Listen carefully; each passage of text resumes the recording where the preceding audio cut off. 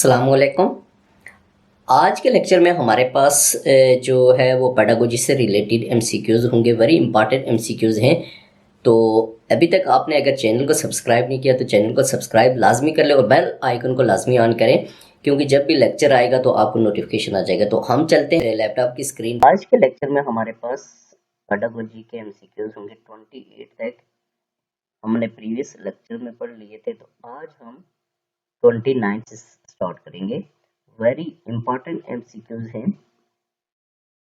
किसी भी किस्म का टेस्ट हो, पीएससी, एनटीएस या कोई भी कॉम्पिटिटिव एग्जाम, जिसमें पेडागोजी के एमसीक्यूज आते हो, इनको हम स्टार्ट करते हैं। तो फर्स्ट एमसीक्यूज है, इसमें कहता है इन पाकिस्तान, कहता है पाकिस्तान में speedy growth in population is the major case of illiteracy.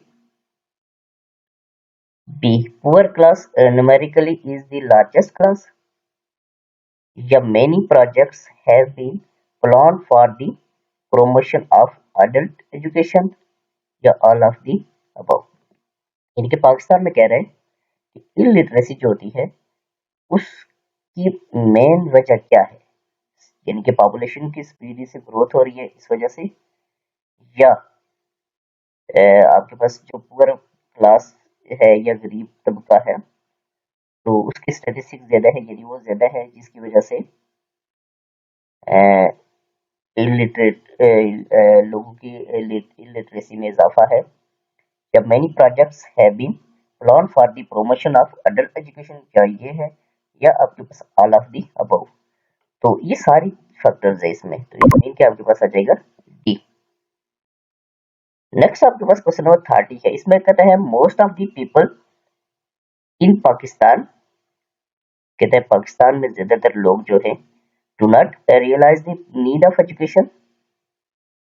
B, consider education as a futile activity rather than investment, या have negative attitude towards education, या डी आपके पास आ जाएगा all of the above। तो ये भी सारे फैक्टर्स हैं, ठीक है। तो इट्स मीन कि आपके पास डी आ जाएगा। नेक्स्ट हमारे पास क्वेश्चन नंबर 31 है। इसमें कहता है विमेन के बारे में पूछ रहा है। कंप्लीट दी सोसाइटी, विमेन जो है वो सोसाइटी को कंप्लीट करती है, या आर ऑफ द सोसाइटी, या हमारी सोसाइटी का ऑफ है, या c play a significant role in society, या सोसाइटी में सिग्निफिकेंट रोल प्ले करती है, या ऑल ऑफ द अबव, ठीक है। तो 31 का आ जाएगा आपके पास, इसमें भी all of the above mean की ये सारी चीजें हैं, ठीक है।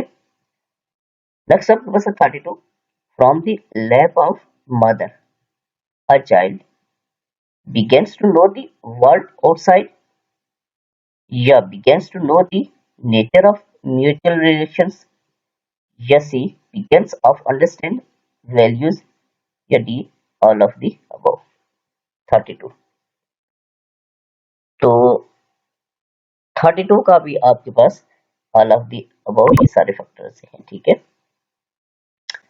नेक्स्ट आपके पास है 33। इसमें कहता है the significant components of the nature of women is, यानी कि components of the nature of women के बारे में सिग्निफिकेंट कंपोनेंट पूछ रहा है। तो कहता है creation and nurture, B creation nature and rearing, या सी क्रिएशन एंड एटीट्यूड, या D none of the above. 33, तो 33 का आपके पास आ जाएगा B creation nature and rearing. Next आपके पास क्वेश्चन नंबर 34 है, इसको हम देखेंगे। इसमें कहता है in the charter of United Nations, United Nations का जो चार्टर है कहता है उसमें men women have equal rights, मर्दों और औरतों के बराबर हकूक हैं, या b education is the fundamental right of women, या एजुकेशन जो है वो फंडामेंटल बेसिक राइट है वीमेन का, या women are considered as complete citizens, या d all of the above. 34, तो डेफिनेट बात है ये सारी चीजें उसमें हैं। Main and women equal rights, education is the fundamental rights of women, ये भी है, ये सारी उसमें मौजूद है। ठीक है, यूएनए के चार्टर में, तो डी आ जाएगा इसका। नेक्स्ट आपके पास है क्वेश्चन नंबर 35। इसमें कहता है according to the statistics of 2002 the number of girls middle schools in Pakistan is. 2002 का जो स्टैटिस्टिक है उसके मुताबिक कह रहा है कि मिडिल स्कूल जो है पाकिस्तान में वो कितने हैं, 7837, 8837, 9937 या 10837। 35 का आ जाएगा आपके पास बी 8837। नेक्स्ट 36 है, इसमें कहते हैं which of the following is the significant case of lack of women education in Pakistan. इनके वीमेन की जो एजुकेशन है उसका लैक जो है, तो कौन सा सिग्निफिकेंट केस है। कहते हैं कि इंक्रीज इन पॉपुलेशन बढ़ रही है इस वजह से नहीं हो रही है।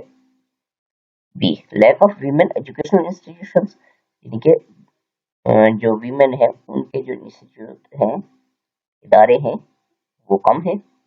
ये uniform curriculum for boys and girls या ऑल ऑफ द अबव। तो डेफिनेट बात है ये सारे फैक्टर्स इसमें के डी आ जाएगा, ऑल ऑफ द अबव।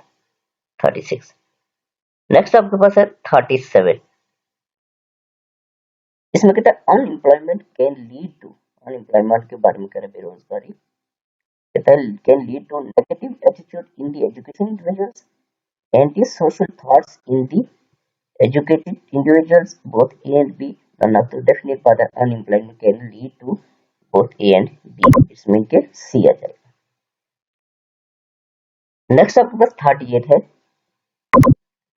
इसको हम देखेंगे। इसमें क्या है which of the following problems arise due to lack of discipline situation. Educational problems, social problems, cultural problems या ऑल ऑफ द अबव। ठीक है, 38 का आपके पास आ जाएगा, डेफिनेट बात है ये सारी चीजें हैं। ठीक है, which of the following problems arise due to lack of discipline situation, तो ये सारी एजुकेशनल भी है, सोशल भी है और कल्चरल भी है। नेक्स्ट आपके पास 39 है, it is generally believe that in over education institutions, generally तौर पे बिलीव किया जाता है इस पे कि हमारे एजुकेशन जो सिस्टम है या इंस्टीट्यूट्स हैं, इदारे हैं, there is no interaction between teachers and students, इन टीचर स्टूडेंट्स के दरमियान इंटरेक्शन नहीं है। Teachers are divided into groups, teacher groups में डिवाइड होते हैं। Both students and teachers are not serious in education, all of the above. Definite बात है ये सारी चीजें हमारे इधर में पाई जाती हैं। ठीक है, तो इसमें के डी आ जाएगा, 39 का डी। नेक्स्ट आपके पास 40 है, 40 को हम देखेंगे। इसमें कहता है डिसिप्लिन रेफर्स टू, डिसिप्लिन जो है वो रेफर करता है acting upon new principles, formulation of new principles, making others acting upon the rules, none of the above. तो डेफिनेट बात है डिसिप्लिन रेफर्स करता है acting upon new principles. Next आपके पास है 41, which of the following can be quoted as an example of indiscipline? Absence from classes, uncivilized attitude towards teachers, unpeacefulness in examination या examination centers या all of the above। ठीक है, तो 41 which of the following can be quoted as an example of indiscipline में ये सारी चीजें ही आएंगी। ठीक है, इसमें के डी आ जाएगा। नेक्स्ट आपके पास 42 है, इसमें कहता है who is responsible for the upbringing and rearing of the children, upbringing and rearing of the children के बारे में कौन रिस्पॉन्सिबल है, टीचर्स, डी पेरेंट्स, सी सोसाइटी या डी रिलीजियस स्कॉलर्स। 42, तो 42 का आपके पास आ जाएगा, इसका डेफिनेट बात है कि ये पेरेंट्स ही रिस्पॉन्सिबल है। आज के लेक्चर में हमारे पास 42 तक की एग्जाम एमसीक्यूज थे। नेक्स्ट में 43 से स्टार्ट करूंगा, वेरी इंपॉर्टेंट एमसीक्यूज हैं।